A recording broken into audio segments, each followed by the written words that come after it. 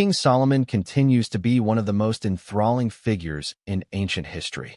He is revered not only for his extraordinary intellect and wisdom, but also for his unmatched wealth and his ambitious undertaking to build a magnificent temple in Jerusalem. This legendary monument has captivated generations, blending myth, faith, and archaeology into one enduring story.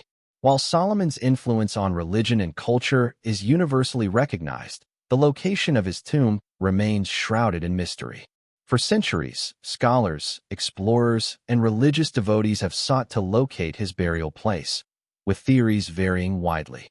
In recent times, however, a group of Israeli archaeologists has brought forward compelling findings that might finally unlock the riddle of Solomon's final resting place. Despite many determined efforts across centuries, Solomon's tomb has never been conclusively identified. This absence has raised questions about whether the site was destroyed, lost to time, or never found to begin with. But new archaeological evidence from the period of Solomon's reign has reignited optimism and interest in resolving this ancient puzzle.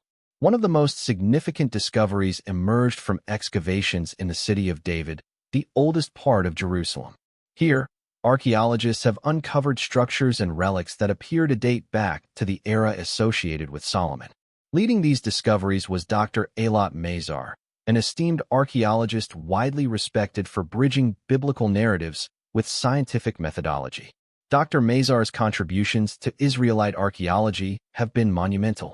In the city of David, her team unearthed items such as clay jars, seal impressions, and architectural ruins, all seemingly from the 10th century BC, traditionally linked to Solomon's rule.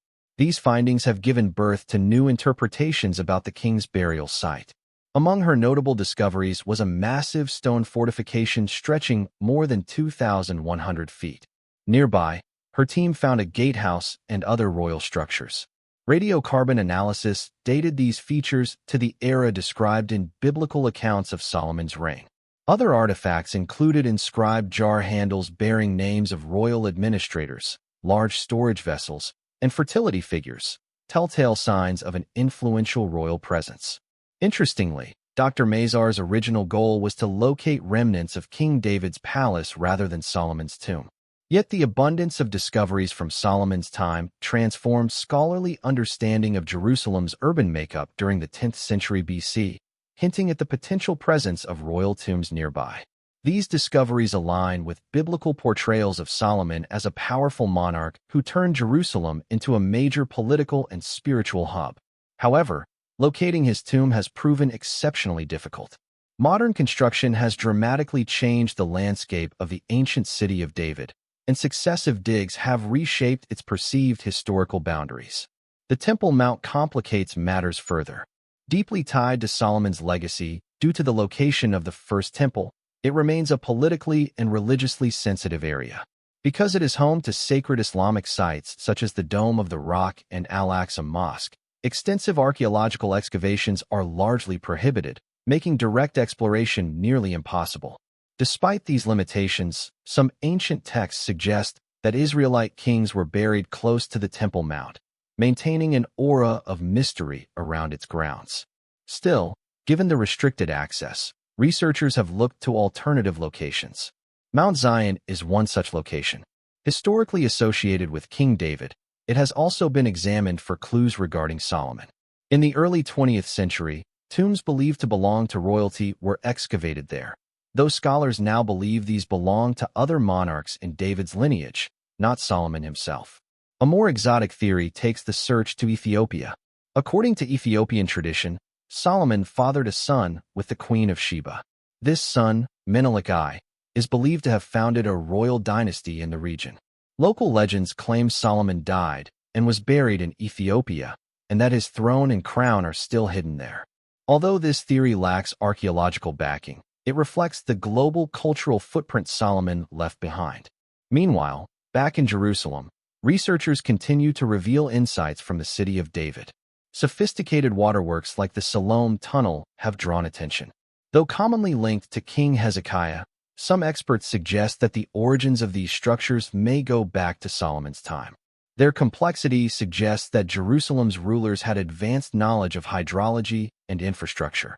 Other tunnels and hidden chambers discovered beneath Jerusalem may also have been used for royal interment, aligning with biblical references that the kings of Judah were buried within the city limits. These possibilities have led some to believe that Solomon's tomb might lie in these subterranean spaces. A century ago, French archaeologist Raymond Wall discovered 9 tombs carved into rock in the city of David. Of these, 3, labeled T1, T2, and T3, were distinguished by their elaborate craftsmanship and strategic placement. While no definitive evidence tied them to Solomon, their grandeur indicated they could have been used for members of the royal family. Initially overlooked, Wall's discoveries have regained scholarly attention in light of modern technology. Tools like radiocarbon dating, ground-penetrating radar, and genetic analysis are now being used to re-examine these ancient tombs and perhaps finally establish their true identities. Another intriguing location is Zedekiah's Cave, also known as Solomon's Quarries, beneath Jerusalem's Old City. This vast underground cavern extends several city blocks and carries centuries of legends. Some believe Solomon used stones from this quarry for his temple. Others say it served as an escape route during the Babylonian siege. Though no physical proof directly links the cave to Solomon, it has become a symbolic and mystical site. Freemasons, in particular, revere it, considering it sacred to the origins of their order. Ultimately, the search for Solomon's burial place is not just about history. It is about understanding a man whose leadership continues to inspire religious and cultural thought worldwide. Regarded as a symbol of divine wisdom in Judaism, Christianity, and Islam, Solomon represents the ideal monarch. Finding his tomb could unlock answers about ancient governance, trade, religion, and geopolitical dynamics. According to biblical accounts, Solomon ruled over a kingdom renowned for its prosperity and intellectual flourishing.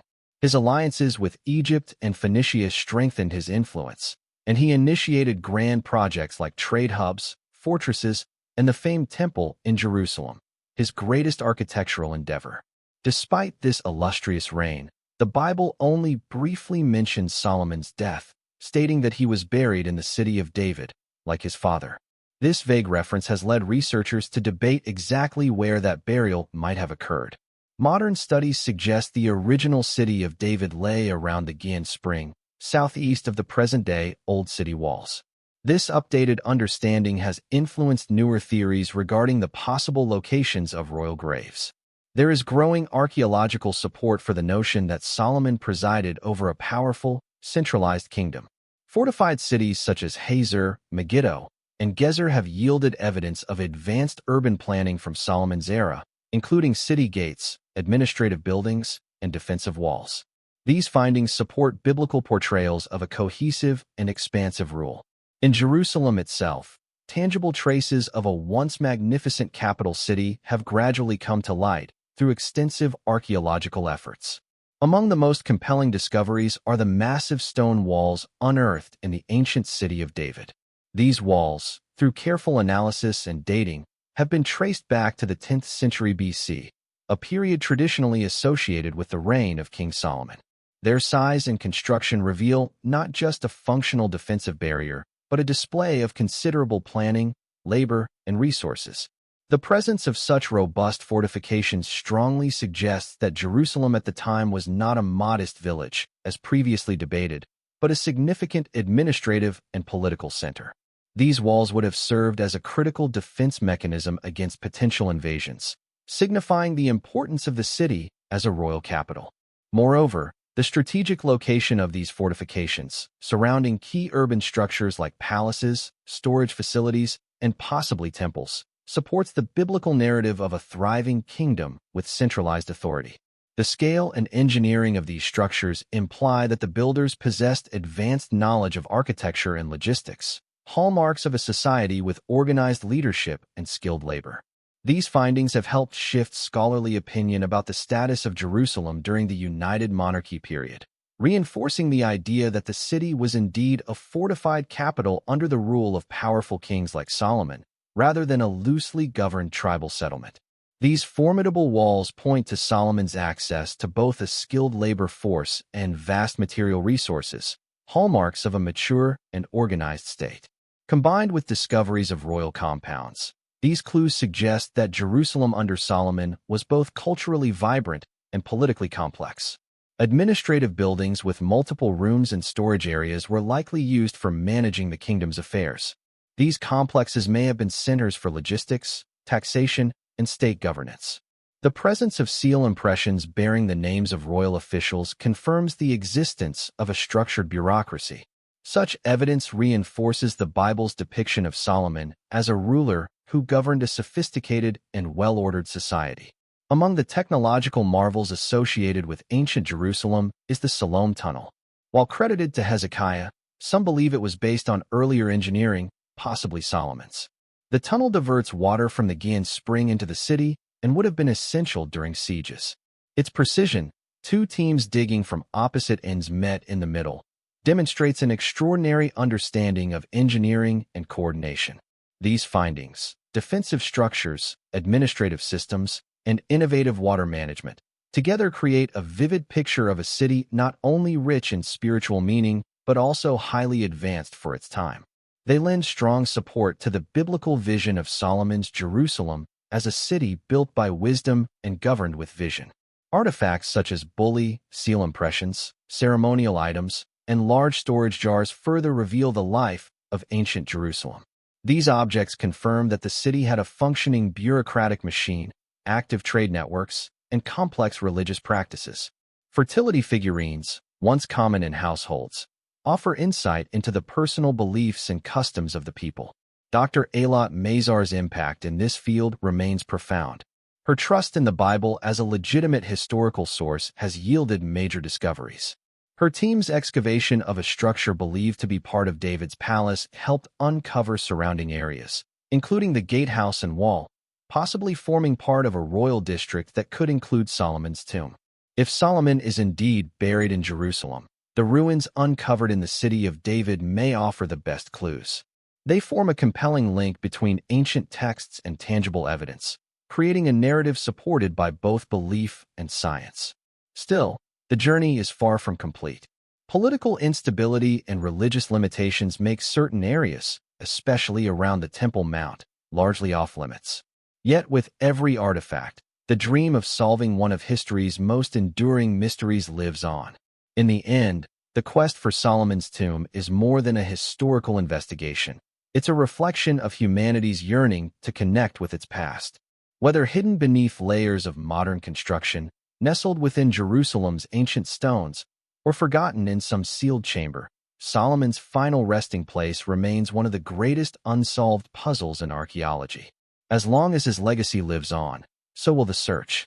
Each new archaeological season brings renewed hope that one day, the tomb of this legendary king will be uncovered, revealing not only the details of his death, but also new dimensions of a golden age that shaped the course of civilization.